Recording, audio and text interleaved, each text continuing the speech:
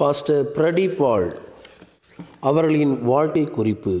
ஆவிக்குரிய ஆகாய மண்டலத்தில் ஜொலித்து பிரகாசித்து கொண்டிருந்த நட்சத்திரத்தைப் போல் விளங்கிய பாஸ்டர் தியாகதாஸ் பிரடிபால் பாஸ்டர் பாலின் மகனானவர். 1962 முதல் 1973 ஜூலை மாதம் வரை இவர் இச்சபையின் தலைமை பாஸ்டராயிருந்தார். பிரடி 1915 ஆண்டு பிப்ரவரி 1 பிறந்தார். 5 பிள்ளைகளுள்ள குடும்பத்தில் இரண்டாவதானவரும் ஆண் மக்களில் மூத்தோருமாயிருந்த இவர் அதிக திறமை வாய்ந்தவரும் இலங்கையில் உள்ள ராயல் கல்லூரியின் பிரசித்தி பெற்ற ஒரு மாணவனுமாயிருந்தார். எனினும் அதிக தாமதமின்றி தன்னுடைய தகப்பனாருக்கு தேவனுடைய மகிமையான ஊழியத்திற்கான உன்னத அழைப்பு கிடைத்தபடியால் தியாகதாஸ் தன் கல்லூரி படிப்பினின்று விடைபெற வேண்டியதாயிற்று. தகப்பனார் விசுவாச ஜீவியம் செய்ய ஆரம்பித்த பொழுது மகனும் இவ்வுலக சுகங்களை வெறுத்து அவரை பின்பற்றினார். ஈசாக்கு ஆபிரகாமுக்கு பூர்ணமாய் கீழ்ப்படிந்தது போல சிறு பிராயம் முதலே பிரடி தகப்பனுக்கு எல்லாவற்றிலும் கீழ்ப்படிந்திருந்தார். 9ஆம் வயதில் பிரடி பரிசுத்தாவியை பெற்றார். பரிசுத்தாவின் அபிஷேகமே தன் ஜீவியத்தும் முற்றிலுமாக மாற்றப்பட காரணமாய் அமைந்தது என அவர் தாமே சாட்சி கூறியிருக்கிறார். சிறு பிராயம் முதல் அவர் ஒரு ஜெப வீரனாயிருந்தார். மனுஷனுடைய புத்தி கெட்டாத அநேக காரியங்களை ஜெபத்தினால் செய்யக்கூடும் என்பது அவர் கடைபிடிக்கும் பொன்மொழியாயிருந்தது. சிலோன் பெந்தோசி மிஷன் வளர்ந்த பொழுது திரளான சகோதர சகோதரிகளை பாஸ்டர் பாலின் உடன் ஊழியராய் தேவன் எழுப்பினார். அவர்கள் மத்தியில் பிறருடைய அன்பை எதிர்பாராமல் அவர்களை நேசிக்க வேண்டும் என்பதே இச்சிறுவனின் விசேஷமான சுபாவமாயிருந்தது. அது நிமித்தம் ஜீவியத்தின் முடிவு பெருந்தும் யார் மீதும் கசப்பில்லாத ஜீவியம் செய்வது அவருக்கு சாத்தியமாயிற்று. விசுவாச ஜீவியத்தின் ஆரம்ப காலங்களில் பெற்றோர் பலவித கஷ்டங்களை சந்தித்த பொழுது பிரடி கர்த்தருக்குள் சந்தோஷம் நம்பிக்கையும் உள்ளவராயிருந்தார். பிரயாசம், வருத்தம், அநேக முறை கண்வெடிப்புகள், பசி, தாகம், அநேக முறை உபவாசங்கள் என்று அப்போஸ்தலனாகிய பவுல் கூறுவது போல 2 கொரிந்தியர் புஸ்தகம் 11ஆம் அதிகாரம் 27ஆம் வசனம் இவை முதலானவைகள் அவருடைய அனுபவங்களாயிருந்தன. இவெல்லா கஷ்டங்களின் மத்தியிலும் புன்சிரிப்புடன் பிரடி கீழ்காணும் பாடலை பாடுவது வழக்கமாயிருந்தது. சாராசரங்கள் அனைத்தும் இவ்வன்புக்கு எம்மாத்திரம், என் ஜீவன் சுகம் பெலனும் என் நேசருக்கு மாத்திரமே. கஷ்டங்களும் பிரச்சனைகளும் அவருக்குள் பெலனையும் தைரியத்தையும் உண்டாக்கின.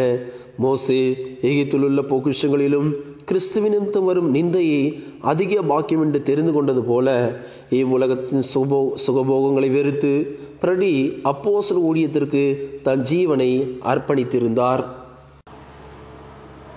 அவர் தன் 14வது வயது முதல் ஊழியத்தில் உற்சாகமாக பங்கெடுக்க தொடங்கினார். 1942ஆம் ஆண்டு அவர் மூப்பனாகவும் 1945ஆம் ஆண்டு பாஸ்டராகவும் அபிஷேகம் பண்ணப்பட்டார்.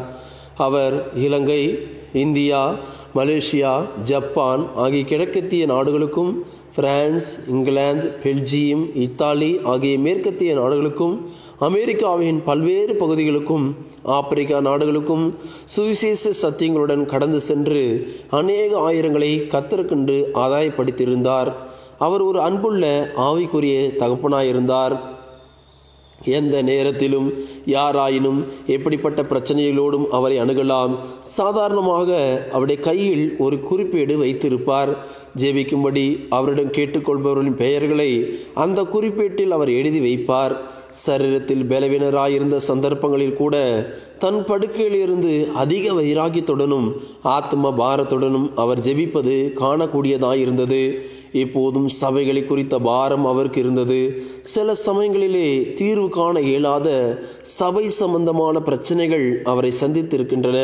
அதற்காக அவர் கண்டடைந்திருந்த பரிகாரம் அநேக மணி நேரங்கள் தேவனோடு பேசி கொண்டிருப்பதே ஆகும். அதன் பலனாக எல்லா பாரங்களும் நீங்கினவராக புன்சிரிப்புடன் அவர் காணப்படுவார். அதனால் அவரை யாவரும் மிக அதிகமாய் நேசித்தனர். புன்சிரிப்புடன் கூடிய அவருடைய முகத்தை கண்டு தங்கள் பிரச்சனைகளை மறந்து போனவர்கள் அநேகர். புயல் காட்டுகளின் மத்தியில் 1962ஆம் ஆண்டு சிலோன் பெந்தகோஸ்து மிஷனை பொறுத்தவரை ஒரு இக்கட்டான காலகட்டமாக இருந்தது. எதிர்ப்புகள், புயல் காற்றுகள் ஆகியவற்றின் மத்தியில் அவர் மனத்தாழ்மையுடனும் அதிக சாந்தத்துடனும் இருந்தார். எவ்வித ஆபத்தையும் சந்திக்க அவர் ஆயத்தமுள்ளவராயிருந்தார். அந்நாட்களிலே சோதனைகளாகிய கொடுங்காற்று பலமாக வீசிய பொழுது பாஸ்டர் பிரடி தன் இனிய சுபாவங்களால் அவற்றில் மகத்தான ஜெயத்தை பெற்றுக்கொண்டதை கண்டு அநேகர் வியப்படைந்தனர். அநேக விசேஷமான சுபாவங்களை இப்போராட்டமான நாட்களிலே அவர் வெளிப்படுத்தினார். அந்த வருடத்தில் தானே அவர் சபையின் தலைமை பாஸ்டராக நியமிக்கப்பட்டார். இவ்வுயர்ந்த பதவியை ஏற்றுக்கொண்ட அவருக்கு பாரமிக்க உத்தரவாதங்களை சுமக்க வேண்டியதான சந்தர்ப்பங்கள் பல இருந்தன. 11 வருட காலம் அவற்றை உண்மையுடன் சுமந்து அவர் தன் ஓட்டத்தை வெற்றியுடன் ஓடி முடித்தார். ஊழியத்தின் கடைசி கட்டம். பாஸ்டர் பிரடியின் சரீர பலவீனம் அதிகரித்த போதிலும் அவருடைய வெளியேறப்பெற்ற சுபாவங்கள் பாதிக்கப்படவில்லை. நீண்ட பிரயாணங்கள், அதிகமான ஊழியங்கள் இவற்றின் பலனாக பலமுறை அவர் வியாதிப்பட்டிருக்கிறார். 1969ஆம் ஆண்டு அமெரிக்காவில் சுவிசேஷ ஊழியங்களில் ஈடுபட்டு கொண்டிருக்கும் பொழுது அவர் நிமோனியா வியாதினால் பீடிக்கப்பட்டார். அவருக்கு பணிவிடை செய்து கொண்டிருந்தவர்கள் அவர் மரித்து போவார் என்று எண்ணினர். அதனால் அவர்கள் அவரை இலங்கைக்கு கொண்டு வந்தார். சீக்கிரத்திலே அவருடைய நிலவரம் மாறியது.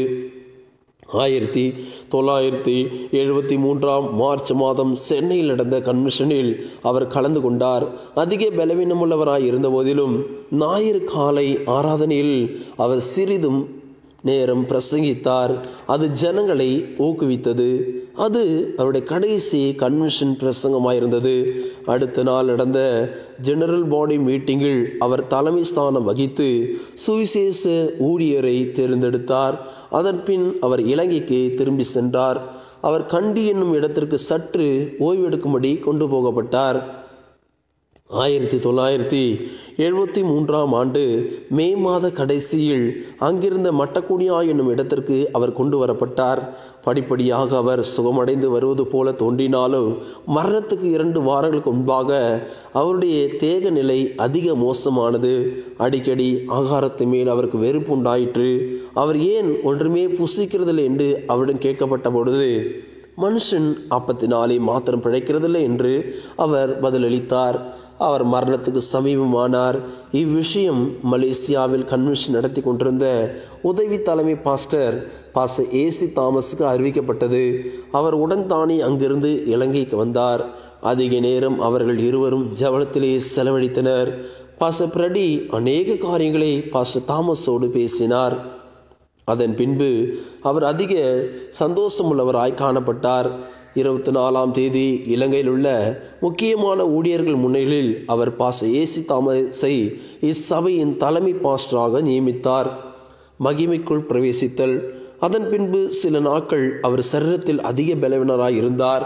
எனினும் தன் மரணத்திற்கு முந்தின நாளிலும் கூட தன்னை காணும்படி வந்தவரிடம் அவர் அன்புடனே பேசி அவர்களுக்கு அறிவுறுத்தி அவர்களுக்காக ஜெபித்தார். அன்று வழக்கமான மாலை கூட்டம் நடந்து கொண்டிருந்த நேரத்தில் அவர் உறங்கி கொண்டிருந்தார். அநேகர் அவரை காணும்படி வந்து கொண்டிருந்தனர். இரவு சுமார் 9:30 மணிக்கு அவர் சற்று இளைப்பாறுதலற்று காணப்பட்டார். எல்லாரும் சுற்றி நின்று பாட்டுகள் பாடி தேவனை மகிமைப்படுத்திய போது அவரும் அவர்களோடு சேர்ந்து பாடி ஸ்தோத்திரம் பண்ணினார். அதன் பின்பு திரும்பவும் அவர் உறங்கினார். மறுநாள் காலை 1973 ஜூலை 30ஆம் தேதி 3:30 மணிக்கு அவர் மறுபடியும் விழித்தார். தன்னை சுற்றிலும் இருந்தவர்கள் பாடிக்கொண்டும் ஸ்தோத்திரம் பண்ணி கொண்டு இருப்பதை அறிந்து மதுர கீதங்கள் அல்லேலூயா என்று அவர் சொன்னார். அதன் பின்பு அவர் தனக்கு முன் நின்று கொண்டிருக்கும் யாரோ ஒருவரை உற்று நோக்குவது போல தோன்றியது. மற்றவர்கள் தேவனை துதித்து கொண்டிருக்கும் பொழுது தனக்கு முன்பாக நின்று கொண்டிருந்த அவரை தான் பின்பற்றி செல்வது போல அவர் சுற்றிலும் பார்த்தார். அதர்சனமான அந்த விருந்தினருக்கு கை குலுக்குவது போல அவர் தம் கையை நீட்டினார். பின்பு அவர் அக்கையை கீழே போட்டுவிட்டு தேகத்தை விட்டு பிரிந்து கர்த்தரிடம் போய் சேர்ந்தார். கர்த்தராகிய இயேசு கிறிஸ்துவின் உண்மையும் மேன்மையும் வாய்ந்த தாசனான தியாகதாஸ் தன் பெயருக்கேற்ற வண்ணம் ஜீவித்து மகிமைக்குள் பிரவேசித்தார்.